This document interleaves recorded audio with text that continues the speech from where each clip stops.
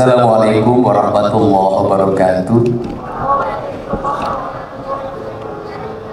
Sampurasun.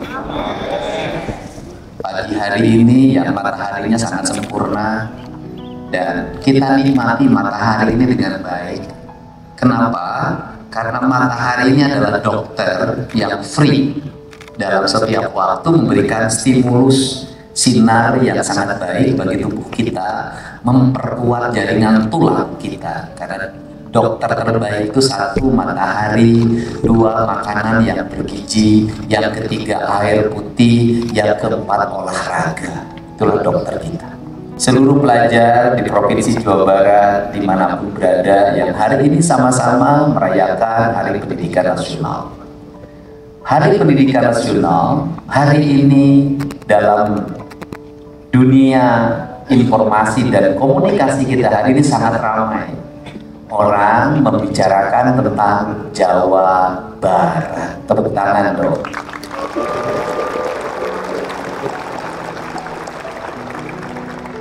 Ada yang tepuk tangan hatinya agak kesel sama gubernur. Ada yang tepuk tangan bahagia. Yang pertama adalah menjadi seorang pemimpin itu transcender. Maka dia harus melahirkan gagasan-gagasan demi masa depan. Setiap gagasan itu pasti ada yang menyukai dan tidak menyukai. Saya mengalami betul ketika kecil saya paling kesel sama bapak saya. Kenapa?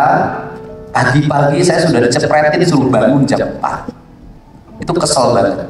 Tapi saya nggak bisa melawan karena lihat mukanya aja nggak berani. Maghrib itu saya selalu suruh belajar ngaji dan bapak saya yang langsung ngajar. Kalau saya lambat meresponnya bilet atau bodoh, maka bapak saya itu megang kuping saya, diputerin gitu, nangis. Kemudian saya diajarin bagaimana berinteraksi dalam lingkungan. Saya diajarin bagaimana nyangkul.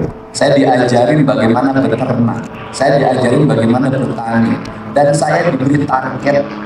Walaupun kelas 1 SD saya tidak naik kelas. Mulai sampai bapak saya waktu itu mengupayakan saya, gimana anaknya nggak terlalu bodoh begini. Sampai minum zaman itu disuruh minum B-kompleks. Itu pil. Dan minumnya juga nggak bisa, muntah lagi, suruh minum lagi, muntah lagi, minum lagi, muntah lagi. Akhirnya saya bisa minum B-kompleks. Saya nggak tahu tujuannya apa. Dan setelah kelas 3, saya diberi target, kamu harus selalu ranking pertama. Dan seluruhnya pada akhirnya menjadi motivasi. Saya kalau punya nilai jelek nggak mau langsung pulang. Harus tunggu sampai sore, ngumpet-ngumpet karena rapot akan diperiksa. Tetapi ternyata saya baru terasa hari ini bahwa orang tua yang punya ambisi terhadap anaknya, ingin anaknya mengalami kemajuan, relatif anak-anaknya berhasil. Hari ini saya meminta pada seluruh pelajar di Jawa Barat, ke depan kita bersaing bukan teman sekelas, kita bersaing bukan sekabupaten.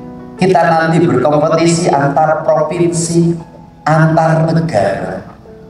Untuk itu diperlukan manusia-manusia yang sejak dini, sejak sekarang itu berkompetisi, bukan yang leha-leha. Karena manusianya diperlukan berkompetisi, maka orang tuanya harus agak tega dikit sama anaknya. Pemimpinnya harus agak tega dikit sama anaknya. Tega bagaimana? Tega anak-anaknya punya mental sebagai petarung. Tega anak-anaknya punya mental sebagai kompetitor, yang dari mana setiap orang dia harus bersaing. Kenapa? Kita akan bersaing dan telah bersaing dengan raja dari Tiongkok. Anda lihat sistem pendidikannya, Anda lihat bagaimana gurunya, bagaimana metodologinya, sudah semi militer sejak SD. Dan tidak ada jalan lain bagi saya untuk merubah mindset, cara berpikir, cara bertindak. Pendidikan di Jawa Barat ini saya menyebutnya pendidikan menuju gerbang waluya. Gerbang waluya itu apa? Gerbang waluya itu adalah gerbang kesempurnaan. gerbang kemuliaan. Apa itu? Rakyatnya, anak didiknya pertama harus cager, harus sehat. Bagaimana cager? Satu, asupan gizinya harus baik, nutrisinya harus baik, serat-seratnya harus baik, vitaminnya harus baik. Karena harus baik, maka ada dua kualifikasi yang terjadi saya analisis di Jawa Barat. Pertama adalah orang tidak punya kemampuan membeli nutrisi, membeli vitamin, membeli protein, membeli gizi karena ekonomi. Maka program makan bergizi gratis menjadi harapan nanti ke depan kalau sudah berlaku untuk seluruhnya. Yang kedua adalah orang punya kemampuan tapi tidak suka. Orang tuanya bisa beli daging, tapi anaknya sulit makan daging. Orang tuanya bisa beli telur, tapi anaknya sulit makan telur. Orang tuanya mampu beli susu, tapi anaknya minum susu muntah.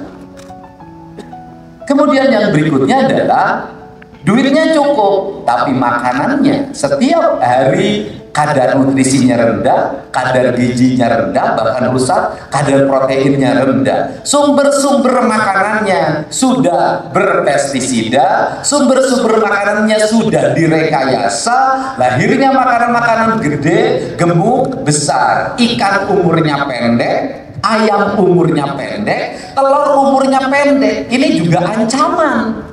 Nah, untuk itu diperlukan apa? Diperlukan langkah yang struggle. Mau tidak mau orang tua harus mulai memperhatikan kembali gizi anaknya. Mau tidak mau orang tua harus memasukkan doa dalam masakan anaknya. Maka saya mengajak kepada seluruh orang tua di Jawa Barat, sebelum pergi sekolah, anak-anaknya disiapin bekal makan di sekolah. Bawa, nanti duduknya bareng sekolahnya. Yang satu miskin, yang satu kaya. Orang kaya bisa menolong orang miskin bisa memiliki saudara orang kaya. Ekonomi akan lambat. Orang saling memberi, nilai-nilai sosial tumbuh dengan baik. Ini harapan. Saya dulu pernah memperlakukan ini ketika saya jadi bupati dan berhasil. Awalnya saya dicaci maki, lama-lama orang tuanya mengucapkan terima kasih. Dengan saya ajarkan ke sekolah bahwa bekal orang tuanya jadi bangun pagi. Kemudian anak-anaknya bangun pagi, ke sekolahnya jadi tidak telat lagi karena masuknya waktu saya memimpin jam 6. Kalau di sini mungkin 6.30 deh. Nah, kemudian untuk apa? Lahirlah anak-anak yang sehat. Kenapa dipaksa tidur jam 8? Karena takut bangun kesiangan. Setiap minggu mulutnya diperiksa untuk dipastikan anaknya merokok atau tidak. Kemudian dipastikan anak itu suka begadang atau tidak, lihat dari kelopak matanya. Nanti dirubah. Kenapa? Ini adalah ancaman bagi anak-anak kita. Yang berikutnya apa lagi? Nanti yang lainnya banyak. Yang berikutnya apa yang harus kita lakukan? Membuat anak-anak kita memiliki kemerdekaan dalam berpikir, berbuat, dan bertindak. Kemudian setelah itu apa? Tapi terarah. Terarah pada apa? Pada profesionalisme. Profesionalisme seperti apa? Mau jadi apa? Mau jadi tentara, polisi, dokter.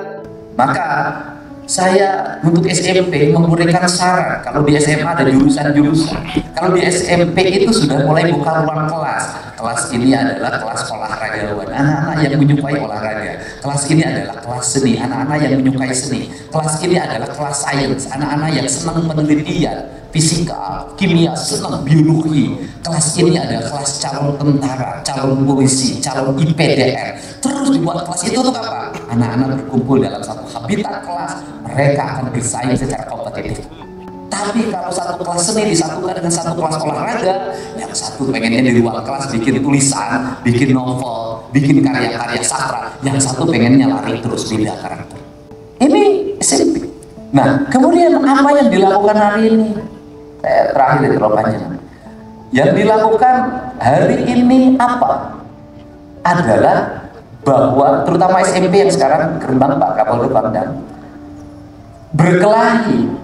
Itu bukan lagi berkelahi seperti zaman dulu, pukul, jambak, habis itu salaman. Bukan. Hari ini sudah mengarah pada kriminal. Saya nggak tahu sudah berapa puluh ibu-ibu datang ke rumah minta dibantu anaknya dirawat di rumah sakit, dibacok pakai celurit oleh temannya. Saya sudah nggak tahu berapa puluh anak-anak yang saya masukin ke pesantren karena pakai lem. Dan yang menarik adalah anak yang suka mencuri. Saya masukin ke pesantren, 3 kali saya masukin kabur. Pesantrennya dipagar, dia lewat jendela, dia lewat genting, loncatin pagar, sudah luar biasa. Digebukin oleh 7 orang di desanya, bertahan. Ini perlu ekstra. Orang tuanya udah nggak sanggup lagi, nangis-nangis depan saya. Pertanyaannya adalah, siapa yang bisa menyelesaikan ini? Orang tuanya sudah tidak sanggup. Apakah cukup hanya diamati? Apakah cukup hanya dikomentari?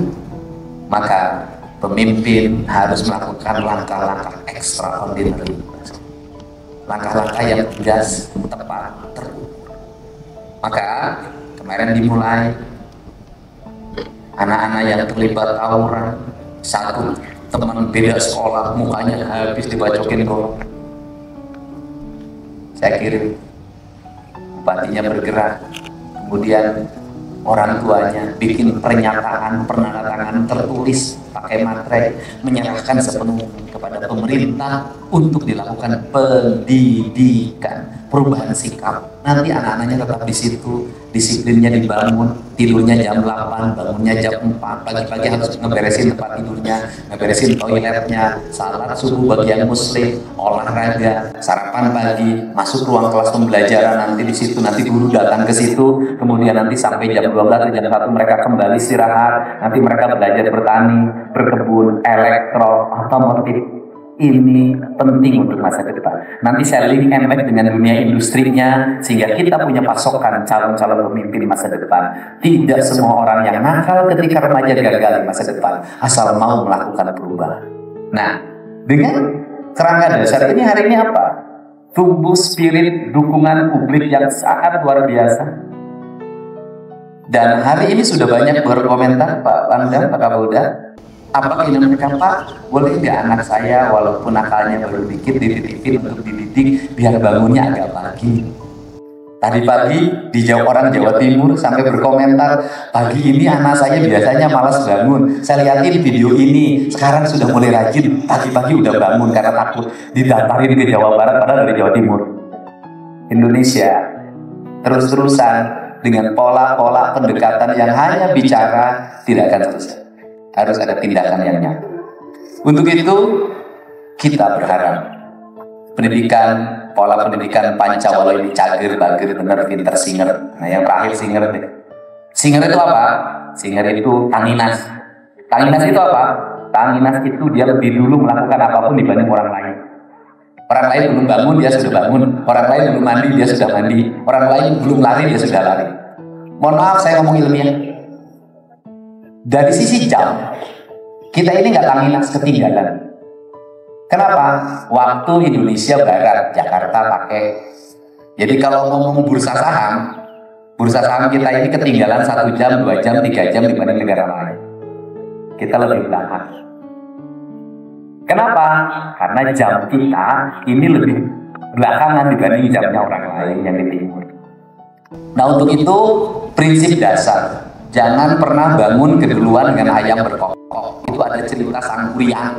Cerita Sangkuriang itu sebenarnya cerita pembelajaran agar orang Jawa Barat tidak boleh kesiangan. Kalau kita kesiangan, maka beberapa hal akan tertinggal dalam hidup kita. Untuk itu saya ucapkan terima kasih. Kita ingin tertib. Kita ingin anak-anak di Jawa Barat kakinya sehat, jantungnya sehat, makanannya sehat, udaranya sehat, karena saya akan terus melakukan langkah membenahi lingkungan. Pola pendidikannya sehat, tidak terlalu banyak pungutan, bahkan bebas pungutan. Anak-anaknya merdeka, guru-gurunya merdeka. Tetapi dia punya visi dan arah yang jelas, bukan kemerdekaan yang tidak jelas arahnya. Nah untuk itu saya ucapkan terima kasih, semangat anak-anak Jawa Barat, mudah-mudahan sehat, kemudian cerdas. Kalau sudah sehat dan cerdas, pasti menjadi anak-anak yang hebat. Ini komandan upacaranya, statusnya pelajar. Siap, pelajar. Di mana? Siap, SMK Negeri 5 Bandung. SMK Negeri 5 Bandung. Kamu hebat banget. Menjadi tentara. Siap. Saya kasih 1 juta. Siap, terima kasih Bu. Dalam bentuk tabungan. Kan? Nah, pokoknya seluruh petugas hari ini semuanya saya kasih 1 juta.